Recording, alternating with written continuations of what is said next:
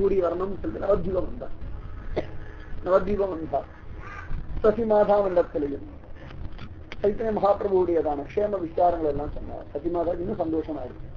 எப்போதுதான் ஒரு கிருஷ்ணதாசன் வந்து சொன்னான், பின்னாடியே ஒரு சன்னியாசம் வந்து சொல்லிட்டார். இன்னும் ஒரு சந்தோஷம், சைத்தன்யா இன்னும் இருக்கா அப்படின்னு தெரிஞ்சு போயிருக்கார். உடனே பரம சந்தோஷமா இவள் இருந்தார்.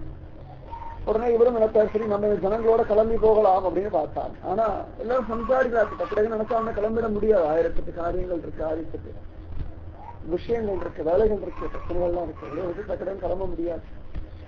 அதனால அவர் பார்த்தார், இந்த ஜனங்கள் எல்லாம் ஐஷண்ட் நம்மளால போக முடியும், முன்னாடி போய் சைத்தன்ய பார்ப்போம்னு சொல்லி கிளம்பி போயிட்டார். போனார், சைத்தன்ய மகாபிரபுவை பார்த்தார். சைத்தன்ய மகாபிரபுவுக்கு பரம சந்தோஷமா இருக்கு. ஆஹா, நீங்க எல்லாம் என் கூடவே இருக்கணும், எல்லாரும் சேர்ந்து ஜனங்களை உத்தாரணம் பண்ணுவோம். அவளுக்கு உன்னோட ஒருத்தர் சேர்றதுன்னு சொன்னா அப்ப கூட ஜனங்களோட உத்தாரணம் பண்ணணும்னு வரும். இப்படியாவது ஜனங்களை நல்வழிப்படுத்திக்கலாம், நல்லா இருக்குமே, சௌக்கியமா இருக்குமே, ஆனந்தமா இருக்குமே அப்படின்னு சொல்லி ஒரு ஆனந்தம். ஒரு வியாதி இருக்கிற குழந்தைக்கு வியாதி சரியா போயிடுது, எல்லாருக்கும் ஒரு ஆனந்தம் தான். அப்பாவு அம்மாவு பந்துக்கள் தெரிஞ்சவங்க, வியாதி உள்ள குழந்தைக்கு ஒரு வியாதி சரியா போயிடுச்சுன்னா நிஜமாவே ஒரு ஆனந்தம், சொல்ல முடியாது, சொல்ல முடியாத ஒரு ஆனந்தம். அந்த மாதிரி இந்த ஆச்சாரிய புருஷாளுக்கு எப்படியாவது இந்த குழந்தைகளை பாவத்தில இருந்து மேய்க்கு பகவத் தியானத்தை எல்லை கழிச்சுட்டு போயிட்டா அது அவருக்கு ஒரு சந்தோஷம். அதனால எங்க கூடயே இருந்தோம்னா அவரும் இருக்கிறேன்னு சார் ஆனந்தமா இருந்தார். அந்த சந்தர்ப்பத்துல ராஜா பிரதாபருத்தன் அவன் தான் ராஜ்ய பரிபாலனம் பண்ணிட்டு இருக்கான். பூரி ஜெகநாதேஸ்வரன்ல அவனுடைய கட்டுப்பாட்டுல இருக்கு. அவன் நிறைய சைத்தன்ய மகாபிரபுவை பத்தி அங்கேயும் நிறைய கேள்விப்பட்டிருக்கான். அவனுக்கு ரொம்ப ஆசை, சைத்தன்ய மகாபிரபுவை தன்னுடைய அரண்மனைக்கு கூப்பிடணும், அவருக்கு மரியாதை எல்லாம் பண்ணணும் அப்படின்னு சொல்லி ஒரு விசேஷமான ஒரு பிரீத்தி. அதனால என்ன பண்ணா, உடனே ஒரு கடுதாசி எழுதினான், சார்வபௌம பத்தாத்த எழுதினா சார்வபௌமருக்கும் இந்த ராஜாவுக்கும் நெருங்கின ஒரு தொடர்பு. அதனால சார்வபௌமர் கடுதாசி எழுதினா, இந்த மாதிரி சைத்தன்ய மகாபிரபு எப்படியாவது அரண்மனைக்கு அழைச்சுட்டு வரணும்.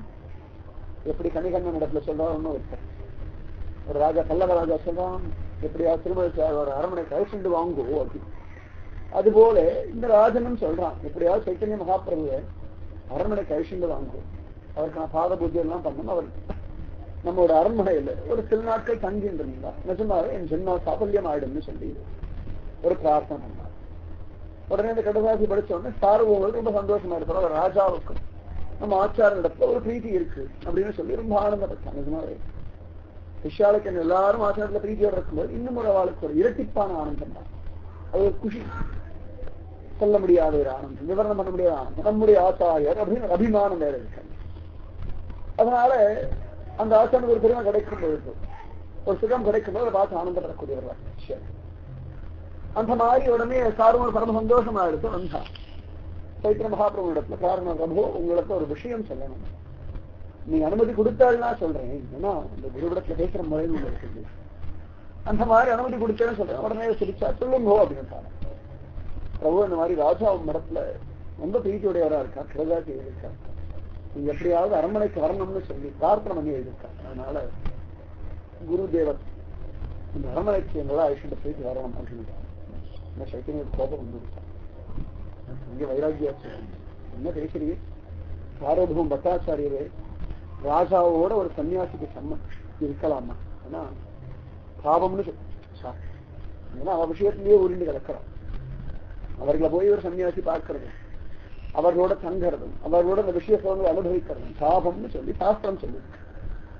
அதனால அதெல்லாம் நான் போக மாட்டேன், நான் என் தர்மத்துல தான் ஸ்ரத்தையோட இருக்கேன். தர்மம் தெரியவா எல்லாருக்குமே இந்த தர்மத்துக்காக ரொம்பவே பேசணும். ஏன்னா தர்மம் ஒண்ணுதான் இன்னி வரைக்கும் பூமியில மழை பெஞ்சுட்டு இருக்கு. தர்மத்தினால மட்டும்தான் சூரியன் உதிக்கிறது, தர்மத்தினால மட்டும்தான் காற்று வீசுறது, தர்மத்தினால மட்டும்தான் ஜீவர்கள் உற்பத்தி ஆகிறது, தர்மத்தினால மட்டும்தான் ஜீவர்களுக்கு ஆனந்தம் கிடைக்கிறது, தர்மத்தினால்தான் நமக்கு ஆகாரமே கிடைக்கும். தர்மமே இல்லைன்னா லோகத்துல இங்க ஆகாரமே கிடையாது. சரியா சொல்ல போனா பாகவத்து பின்னாடி காண கிடைக்கிறது. அதர்மம் ஜாஸ்தி ஆகிற சமயத்துல ஆகாரமே இருக்காது. வயிறு பசிக்கிற சமயத்து ஆகாரம் என்ன பண்ணுவான், யார் எதுக்காக அவளை பிடிச்சு அடிச்சு சாப்பிடுவான். கலியுகத்துடைய கடைசி முடிவுனா அதுதான், இவனுக்கும் பசிக்கும் அவனுக்கும் பசிக்கும், யார் அடிச்சு சாப்பிட முடியுமோ சாப்பிடுறது, அவ்வளவுதான். அந்த அதர்மம் ஜாஸ்தியாக ஜாஸ்தியாக ஜாஸ்தியாக ஆகாரம் குறைஞ்சு போயிடும். ஜீவிதம் நடக்கவே ஆகாரத்தால் அண்ணாத் பவந்தி பூதானி அப்படின்னு சொல்ல முடியாது. அந்த ஆகாரமே இல்லாத பட்சத்துல அதர்மம் அழிஞ்சு நடக்கிறது அர்த்தம். அதனால அந்த தர்மத்தை எப்படியாவது ரட்சிக்கணும்னு சொல்லி பெரியவாளுக்கு எல்லாருக்கும் ஒரு பெரிய ஹடம் உண்டு, பெரிய ஹடம். அந்த ஹடத்தை மாற்றக்கூடிய சக்தி லோகத்துல யாருக்குமே கிடையாது. இந்த ஹடம் அவ்வளவு விசேஷமா. அதனால நிச்சயமா அதெல்லாம் முடியாது, எனக்கு அவசியம் இல்லைன்னு உண்மைதான். ஆச்சாரிய புருஷாளுக்கு ஒரு ராஜனை பார்த்து அவனை கொண்டாடும்படியான அவசியம் இல்லை. நான் கொண்டு மானிடம் பாட வந்த கவி இல்லைன்னா இப்ப ராஜாக்கள் என்ன பழக்கம், யாராவது ஒருத்தர் வருவா, இவாளை பத்தி என்ன புகழ்ந்து பேசுவா, அவ்வளவுதான். அதை கேட்டுதான் அவளுக்கு பழக்கம். யாராவது புகழ்ந்து சொல்லி ஆச்சுன்னா உடனே எல்லாத்தையும் கொடுக்கறது. ஆனா ஆச்சாருக்கு அப்படி கிடையாது, யாரையும் புகழ வேண்டிய அவசியம் இல்லை. எப்படியாவது அவர்கள் சரி பண்ணணும்னு தானே ஆச்சை ஒழிய அந்த ஆச்சாரிய புருஷாளுக்கு புகழணும்னு அவசியமும் கிடையாது. அதனால எந்த காரணத்தை கொண்டு நான் போக மாட்டேன், என்னால் வர முடியாது. அவன் ராஜனா இருக்கட்டும், இந்த ராஜ்யத்தை பரிபாலனம் பண்றான். ஆனா நான் ஜெகநாதனுடைய தாசன், நான் ஜெகநாதனுடைய தாசன். எந்த காரணத்தை கொண்டும் ஒரு மனுஷன் கீழே இருக்க மாட்டேன். நான் பிரபுடைய தாசன், உத்தமமான ஆச்சாரிய தாசன் நான் அப்படின்னு சாரம் சைத்தன்ய மகாபிரபு. அதுக்கு மேல சர்வபௌம பட்டாரனால பேச முடியல. நான் சரியா சொல்றேன்.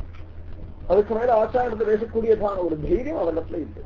அந்த அளவுக்கு ஒரு பிரீத்தி, அந்த அளவுக்கு ஒரு மரியாதையான இந்த சார்வபௌம பட்டாச்சாரியாருக்கு சைத்தன்ய மகாபிரபு நடத்த அப்படி ஒரு பிரீத்தி. ராஜாவும் திருப்பி கடுதாசி எழுதுவான் அப்படி காத்துட்டு கிடக்கார். சார்வபௌமருக்கு கடுதாசி எழுதுனா கடுதாசி எழுத முடியும். ஒரு சொன்னா அப்படியே கடுதாசி எழுத முடியுமா? ராஜன் கோஷம் என்ன பண்றது? ஆச்சாரிக்கு ஏதாவது கஷ்டம் கொடுத்தா என்ன பண்றதுனால கடுதாசி எழுது. ஒரு நாள் ஆச்சு, 2 நாள் ஆச்சு, 3 நாள் ஆச்சு, கடுதாசி எழுதவே. சரி பார்க்கலாம், ஆச்சாரனே ஏதாவது கருணை பண்ணுவார், ஏதாவது ஒரு வழி அடைக்கும் அப்படின்னு சொல்லி திடமா பிரார்த்தனை பண்ணாராம் சார்வபௌம பட்டாச்சாரி. அவருடைய பிரார்த்தனை பலிதமாயிடுச்சு. நிஜமாவே உன்னதமான பிரார்த்தனை பண்ண ஸ்ரத்தையோட நாமஜபம் பண்ணிண்டு அந்த குருவை தியானம் பண்ணிட்டு பிரார்த்தனை பண்ணும்போது நிஜமாவே உத்தமமான பிரார்த்தனைகள் சத்தியமா பலிதமாகும்.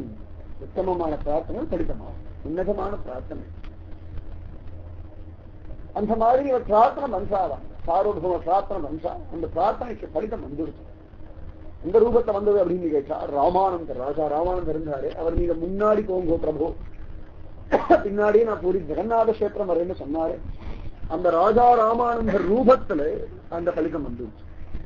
அவ்வளவு அழகா இந்த ராமானந்தர் பிரதாபருத்ரனை பார்த்துட்டு இனிமேல் ராஜ்ய பரிபாலனம் நான் பண்ண முடியாது, இனிமேல் நான் சைத்தன்ய மகாபிரபுடைய சரணாரவிந்தங்கள்ல இருக்க போறேன், அவருக்கு சரண சேவை பண்ண போறேன், அவருடைய அடிமையா இருக்க போறேன், அவருடைய எண்ணப்படி வாழ போறேன். இது ஒண்ணுதான் என் ஜென்மாவுடைய லட்சியம். பல கோடி ஜென்மா எனக்காக வாழ்ந்தாச்சு, பல கோடி ஜென்மா அடுத்த வாழ்க்காக வாழ்ந்துட்டேன். இந்த ஒரு ஜென்மாவிலேயே நிறைய நாட்கள் யார் யாருக்காக எப்படி இல்லாம வாழ்ந்தாச்சு. இனிமேல் இருக்கிற காலம் என் குருவுடைய சரணாரவிந்தங்களுக்காக நான் வாழப்போறேன். எனக்கு வேற ஒன்றும் வேண்டாம்னு சொல்ல. ராஜாவுக்கும் பரமானந்தமாக சரின்னு சொல்லிட்டு சரி அப்படின்னு ஒத்துணுட்டானா. உடனே எல்லா பொறுப்பையும் ஒப்படைச்சுட்டார். இந்த ராஜா ராமானந்தர் பூரி ஜெகநாத கஷேத்திரம் ஓடி வந்துட்டான்.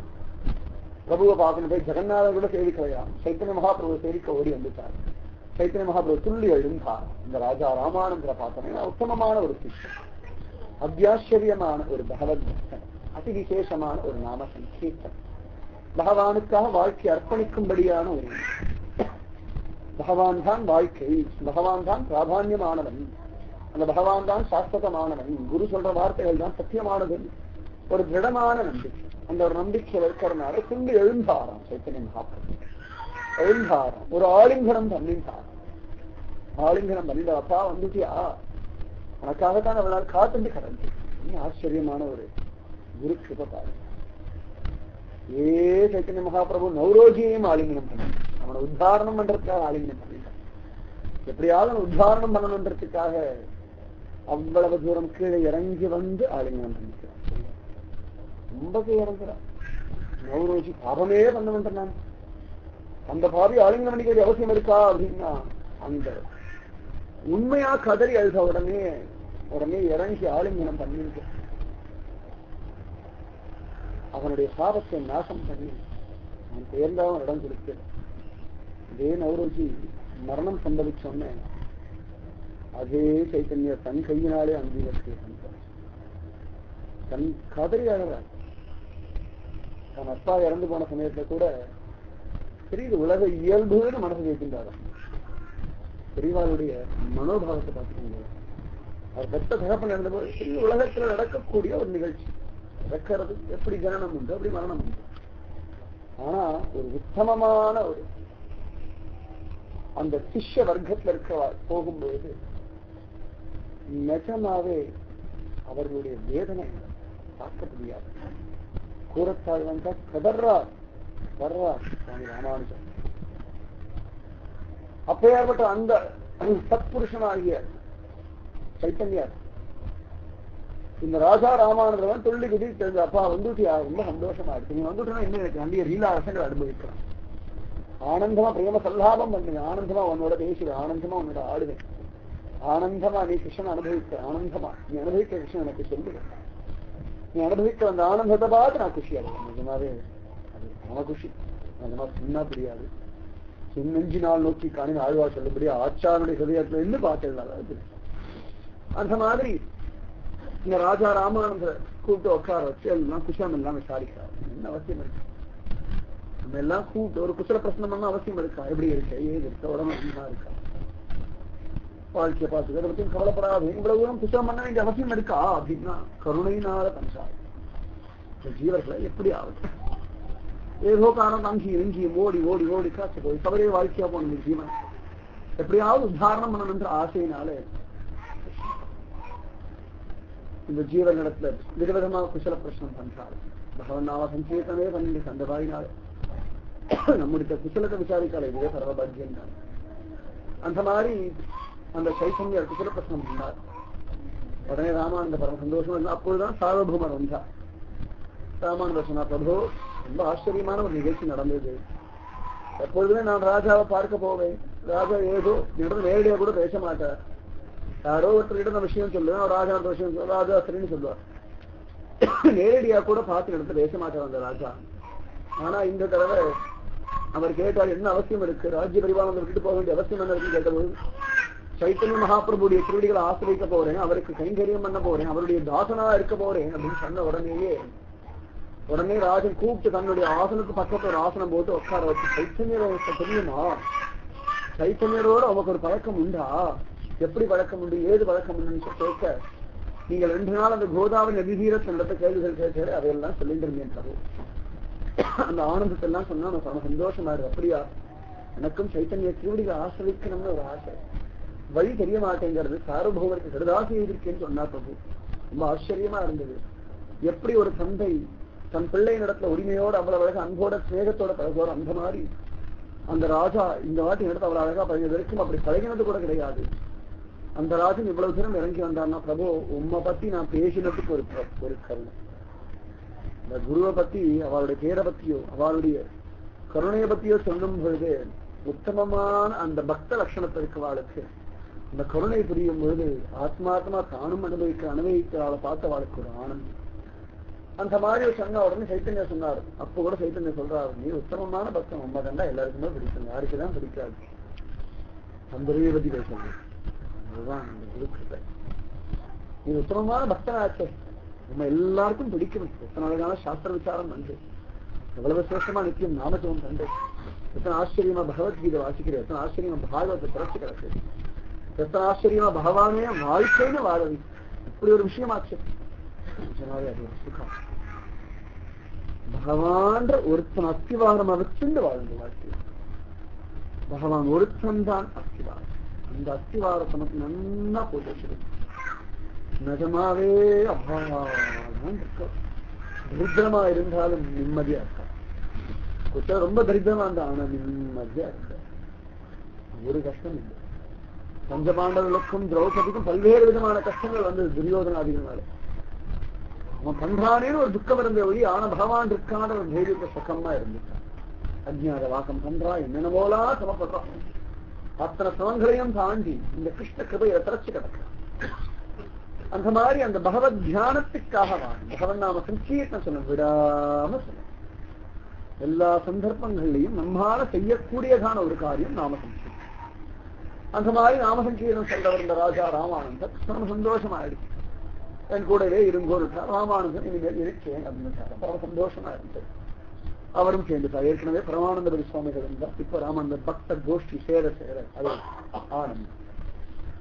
தனியா பாண்டரங்க போய் துக்காராம் சேவிச்சா சுகம் இல்லை, கூட ஒரு 5-6 பக்தர்கள் இன்னும் சுகம். தனியா நாமதேவ போய் பாண்டரங்க அனுபவிச்சா சுகம் இல்லை, கூட ஒரு ஜனாபாய், ஒரு கபீர்தாசர், இவாளெல்லாம் சேர்ந்து அனுபவிக்கும் போது இன்னும் ஒரு சுகம், ஒரு ஞானேஸ்வர், இவாளெல்லாம் சேரும் பொழுது இந்த ஆனந்தம் சொல்ல முடியாத அளவுக்கு வசந்து போகும். ஏன்னா இந்த கூடி இருந்து குளிர்ந்தோடோ என்பார்கள். அந்த மாதிரி அப்படி ஒரு ஆனந்தத்தை தலைக்கிறார் சைத்தன்யர். ஒவ்வொரு நாளும் ஜெகநாத தரிசனம், நித்தியம் சாப்பிடுறது ஜெகநாத பிரசாதம். அப்போ இருக்க வாழ்க்கை வேற எந்த விதமான லௌகிகமான சிந்தனையும் இல்லை, ஆடம்பரமான அவசியமும் வாழ்க்கை. அப்படி கவனிச்சு பார்த்தோம்னா வாழ்க்கையில ஆடம்பரங்கள்னால மட்டுமே வாழ்க்கை அவ சீரழிச்சு கொண்டு, அது ஸ்திரீயா இருக்கட்டும் புருஷர்களா இருக்கட்டும், எத்தனை கத்தனை ஆடம்பர மோகம் வரதோ அத்தனை கத்தனை எல்லாமே பிரச்சனை தான்.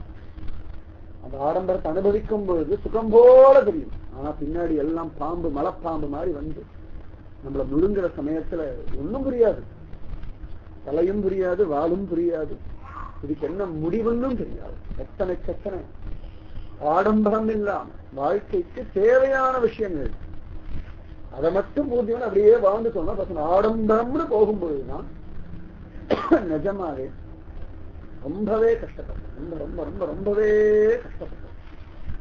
அதனால அந்த ஆடம்பர தேவைகள் இல்லாம ஒரு ஆனந்தமா இருந்துட்டே இருக்கா ஒவ்வொரு நாளும்.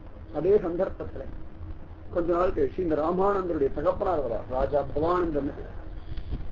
அவரும் சைத்தன்ய மகாபிரபு சேவைக்கு வராது. உடனே பரம சந்தோஷம் ஆயிடுறாரு. தன்னுடைய கடைசிகள்ல வாணிநாதர் அவரையும் சைத்தன்ய மகாபிரபுடைய திருவடிகளை ஒப்பட சொல்றார். இனிமேல் உங்கள் சேவகன் உங்கள் அடிமை அப்படின்னு அவரும் தெரிவித்தார். ஆனந்தமா குரு சரணார விந்தங்கள்ல பரிபூர்ணமா பக்தி வச்சிருந்த திடமா இது போதும் வாழ்க்கைக்கு. வாழ்க்கையில தவிர வேற ஒன்றும் வேண்டாம். குரு சரணார விந்தங்களை படிச்சுட்டு குரு சொல்ற மாதிரி இருந்துச்சு, குருவுடைய நாமத்தை சொல்லிட்டு இருப்போம்னு சொல்லி அப்படியே இருந்துட்டு கிடக்கிறார் அந்த வாணிநாதர். இப்படியே ஒவ்வொருத்தரா வரா. அவ்வளவு அழகா நவதீபத்திலேருந்து ஜனங்களும் கிளம்பி வர, அவ்வளவு அழகா கிளம்புற எல்லாரும் எப்படியா சைத்தன்ய மகாபிரபுவை பார்த்துடணும், அவருடைய தரிசனத்தை அனுபவிக்கணும், அவரோட இருந்து சத்சங்கம் கேட்கணும், அவரோட இருந்து நாமஜபம் பண்ணணும், லோகத்துல எல்லா விஷயத்தையும் மறக்கணும்னு ஒரு ஆசை. ஏன்னா இதுதான் சாஸ்திரமான, இது ஒண்ணுதான் சாஸ்திரமான குருவோட இருக்கிற நேரங்கள், சத்சங்கம் அனுபவிக்கிற நேரங்கள். நிஜமாவே இதை தாயோ தகப்பனோ பந்துவோ நண்பனோ அண்ணனோ தம்பியோ பணமோ காசோ எதுவுமே தராது. அது அவாவாளுக்கு மட்டும்தான் தெரியும், வெளில சொன்னாலும் புரியாது. அவாவாளுக்கு தெரியும் இந்த குருவோட இருக்கிற நேரங்கள், சத்சங்கம் அனுபவிக்கிற விஷயங்கள், அந்த நாம சங்கீர்த்தன வைபவம் குருக்கு. அதனாலே நம்ம வாழ்க்கையில நினைச்சு திக்கும்படியான நேரங்கள் அப்படின்னா இந்த குருவோட இருந்த நேரங்கள் மட்டும்தான். மற்ற நேரங்கள்லாம் திட்டிக்க கசக்கும், சத்தியமாக அனுபவம். ஒவ்வொரு பாம்பேக்கு சதமன்றம் வரும்பொழுதுதான் அந்த மரண சுகத்தை தான் ஓடுறது. வர்றது அன்னிலேருந்து கிளம்புறேன் திரும்பி போய் பார்க்கிற வரைக்கும் அந்த இருந்த 2 நிமிஷமும் அந்த வாங்கின திட்டம், அந்த பரிகாசமும், அந்த ஸ்மரணம் தான். அந்த ஸ்மரண பலத்துல மட்டும்தான் உத்தமமான சிஷ்யர்கள் எல்லாருமே லோகத்துல எல்லா மூலைக்கும் போறான ஸ்மரண சுகத்தினால்தான்.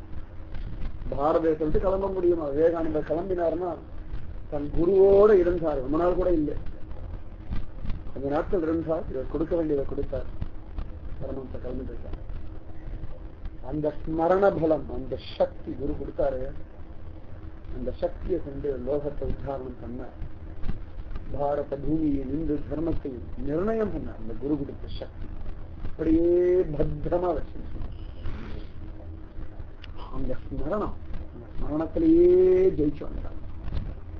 கையில ஒரு பைசா இல்லாம வெளிநாடுகள்ல யாரையும் தெரியாம 2 வருஷமா இருக்கிறது நிஜமாவே சாதாரண காரியமே கிடையாது. தெரிஞ்ச ஊர்ல கையில பணம் இருந்தாலே ஒழுங்கா வாழ முடியாது. அந்த குரு சக்தி, அந்த ஸ்மரணம், இது 1 2 பிரச்சனை தான் நிஜமாவே ஜெயிச்சு வந்தார் விவேகானந்தர். சாதாரண விஷயமே கிடையாது. அந்த மாதிரி சுவாமி ராமானுஜர் நிஜமாவே நமக்கெல்லாம் ஒரு பாக்கியம் இருக்கு. பிரத்யட்சம் மகாத்மாக்கள் நடமாடும் பொழுது பார்க்கணும். சுவாமி ராமானுஜர் ஆள வந்தார், போன பிறகுதான் பார்க்கிறார். அந்த சரீரத்தை மட்டும்தான் பார்க்கிறார். துக்கம் ஓடி வரார், எப்படியாவது இந்த ஆச்சாரின் திருடிகள்ல ஆத்ம சமர்ப்பணம் பண்ணிடணும், அவர் கூட இருக்கணும், அவர் சொல்ற விஷயங்களை கேட்கணும், அவரோட சத்சங்கம் அனுபவிக்கணும், அவரோட இருந்து பகவான் அனுபவிக்கணும்னு ஓடி வந்தார். ஓடி வந்து பார்த்தா கிளம்பியாச்சு. வெறும் சரீரம். அந்த துக்கம் சொல்லி மாளாது, அனுபவிக்க வேண்டாம். கிருஷ்ணனுடைய அந்த கஷ்டம் மரணம். சொல்லி மாளாத ஒரு துக்கம், வார்த்தைகளால் வர்ணிக்க முடியாத ஒரு துக்கம், வார்த்தைகளால் வர்ணிக்க முடியாது. என்ன ஆச்சரியம்னா, இந்த ராமானுஜர் எப்படியாவது சம்பிரதாயத்துக்கு வேணும் அத்தனை பிரயத்னப்பட்டதும் ஆள வந்தார். அத்தனை பிரயத்னப்பட்டதும் ஆள வந்தாருதான். அவ்வளவு பிரயத்னம். வரதராஜ இடத்துல பிரார்த்தனை, ரங்கநாத இடத்துல பிரார்த்தனை, இந்த குழந்தைய தூரத்துல இருந்து ஒரு பார்வை பார்த்து ஒரு கிருபா கடாட்சம், இத்தனையும் பண்ணி இந்த ராமானுஜர் ஜெகதாச்சாரனா இருந்து பார்க்கக்கூடிய நிலம் அவருக்கு. அது நிஜமாவே அது சிஷ்யனுக்கும் நஷ்டம் தான், குருவுக்கும் நஷ்டம். ஏன்னா ஜெகதாச்சாரம் வரணும் அவ்வளவு பிரயத்தப்பட்டார். சாதாரணமா இருக்குன்னு ஆசைப்படுறது. ஜெகதாச்சாரி இவன் தான் ஜெகதாச்சாரியன் நிர்ணயம் பண்ணிட்டு கிளம்பினார். அதனாலதான் எப்படியும் ராமானுஜன் பார்க்க வருவான்னு வரல நீட்டி வச்சுட்டு இருந்தார். ஜனங்களை மடக்கி வச்சிருந்தாங்க கூட சொல்றாரு. என்ன கவனிச்சு பாருங்க, கிளம்பும் பொழுது கூட எந்த சிஷ்யனுக்கு என்ன கொடுக்கணும் அதை கொடுத்துட்டு போயிடும். கிளம்புறதுக்கு முன்னாடியும் கொடுக்கிறார், இருக்கும் பொழுதும் கொடுக்கிறார். கிளம்பும் பொழுதும் அந்தந்த ஜீவனுக்கு என்னென்ன எப்படி எல்லாம் கொடுக்கணுமோ எல்லாத்தையும் கொடுத்துட்டுதான் கிளம்பும். அப்பதான் கிளம்ப முடியும். என்ன பண்ணா கடன் மாதிரி வச்சுக்கலாம். ஒவ்வொரு சிஷ்யனுடையும் சிஷ்யரும் கடன் மாதிரி வச்சிருந்து அதை கொடுத்துட்டு போயாச்சுன்னா அப்புறமா தான் கிளம்ப முடியும். கடன் போக முடியாது. குருவுடைய பாவத்தை நிஜமாவே வார்த்தைகள் வர்ணிக்கவே முடியாது. சொன்னாலும் எவ்வளவு தூரம் புரியும்னு தெரியாது. அவாவா ஸ்ரத்தையை கொண்டு புரிஞ்சுக்கலாம்.